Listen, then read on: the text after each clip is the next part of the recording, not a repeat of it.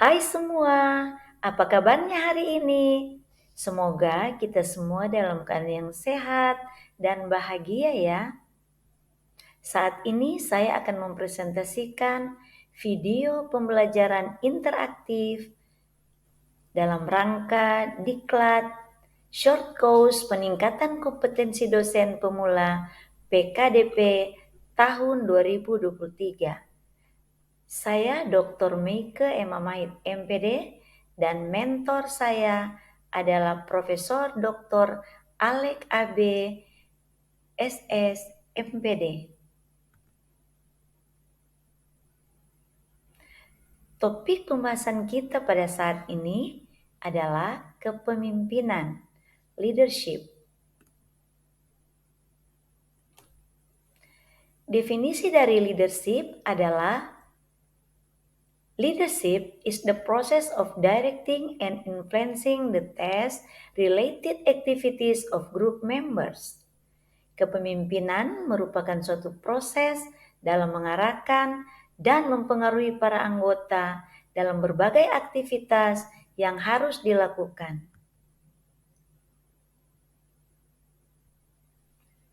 Menurut Griffin, pengertian kepemimpinan terbagi menjadi dua konsep, yaitu sebagai proses dan sebagai atribut.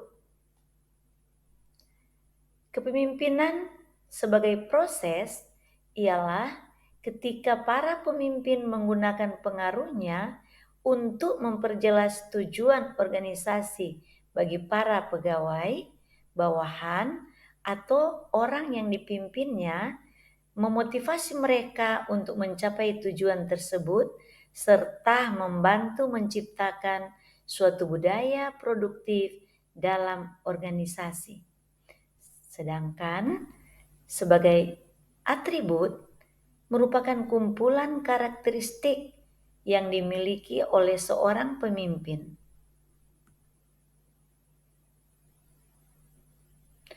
Pemimpin juga merupakan seorang pribadi yang memiliki kecakapan dan kelebihan khususnya di suatu bidang sehingga dia mampu mempengaruhi orang lain untuk bersama-sama melakukan aktivitas tertentu demi pencapaian satu atau beberapa tujuan.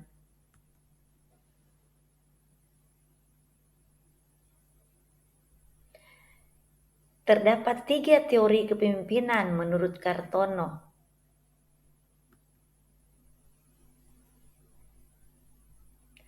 Teori pertama yaitu teori genetis. Teori genetis menekankan pada born leader. Born leader artinya leaders are not born, not built. Manusia dilahirkan dengan memiliki bakat dan pembawaan untuk menjadi pemimpin. Jadi bukan dibangun atau melalui pendidikan pelatihan.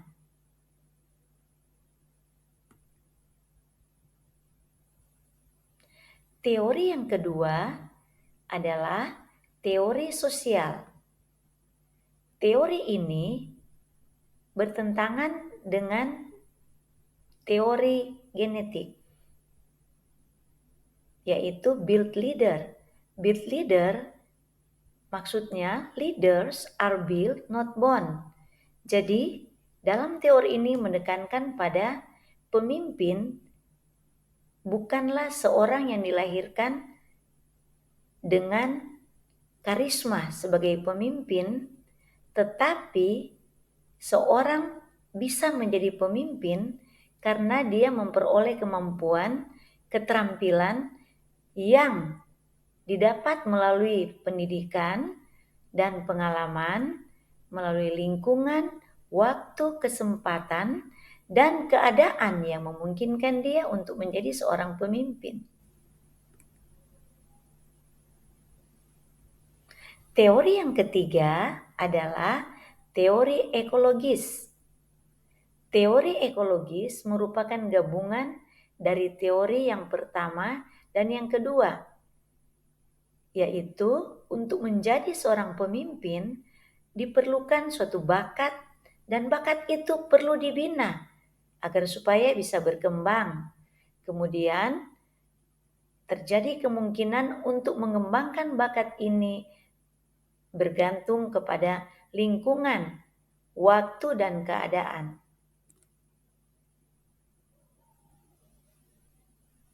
Kita masuk pada materi berikut, yaitu tentang gaya kepemimpinan.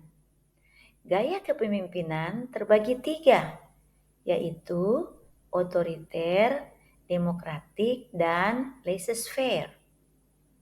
Gaya yang pertama adalah gaya kepemimpinan otoriter.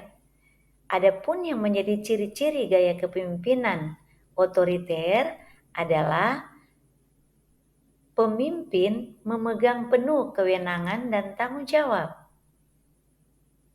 Yang kedua, instruksi bersifat top-down. Yang ketiga, di dalam membuat keputusan, pemimpin tidak melibatkan bawahan melalui musyawarah atau melalui meeting, diskusi, dan lain-lain.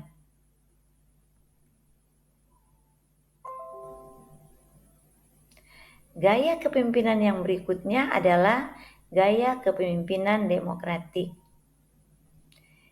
Ciri-ciri pemimpin yang memiliki gaya demokratik adalah pemimpin mendelegasikan wewenang pada bawahan yang dianggapnya telah mampu dan matang menguasai bidang atau tugas yang diberikan atau yang didelegasikan kepadanya. Tanggung jawab utama tetap berada pada pemimpin. Komunikasi berlangsung 2 arah. Melibatkan bawahan di dalam pengambilan keputusan. Gaya kepemimpinan yang ketiga adalah laissez-faire. Gaya kepemimpinan laissez-faire memiliki ciri-ciri sebagai berikut. 1. Pemimpin menyerahkan tanggung jawab dan wewenang kepada kelompok. Yang kedua, komunikasi bersifat horizontal. Yang ketiga, pemimpin memberikan kepercayaan penuh kepada bawahan di dalam melaksanakan tugas. Dan yang keempat adalah pemimpin kurang memberikan arahan kepada bawahan.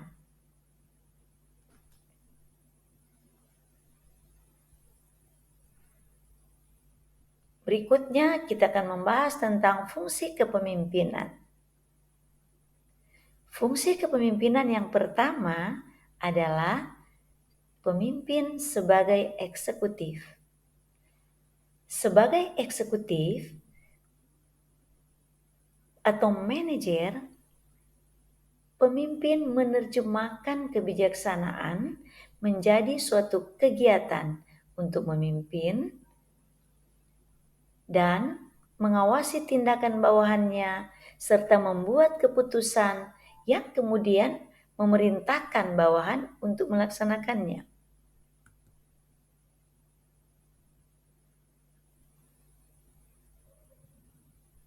Yang kedua adalah pemimpin sebagai penengah. Dalam hal ini pemimpin bertindak sebagai seorang wasit yang bertugas menjadi penengah jika terjadi perselisihan atau masalah di dalam suatu kelompok atau di dalam organisasi.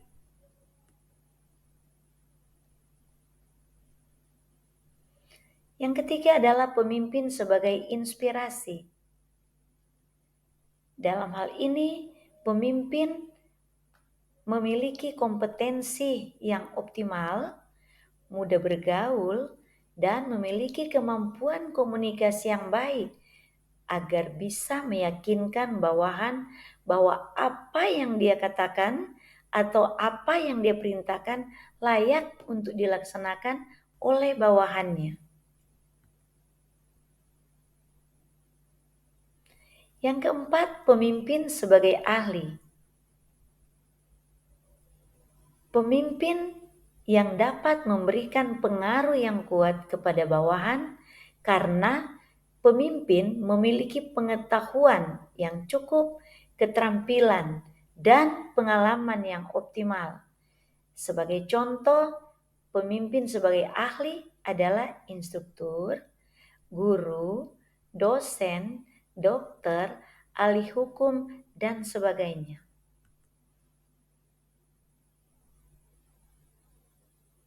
Kemudian, apa yang menjadi syarat pemimpin yang baik? Seorang pemimpin yang baik harus memiliki intelijensi yang tinggi dan memiliki pendidikan umum yang luas. Bersifat ramah tamah dalam tutur kata, sikap, dan perbuatan. Berwibawa dan memiliki daya tarik. Memiliki sehat jasmani maupun rohani, atau sehat fisik maupun mental. Memiliki kemampuan menganalitis, memiliki daya ingat yang kuat, memiliki keterampilan berkomunikasi yang baik, memiliki keterampilan mengajar dan mendidik, memiliki personalitas dan objektivitas, juga memiliki sikap yang jujur, baik terhadap diri sendiri, terhadap atasan, bawahan, maupun terhadap sesama pegawai.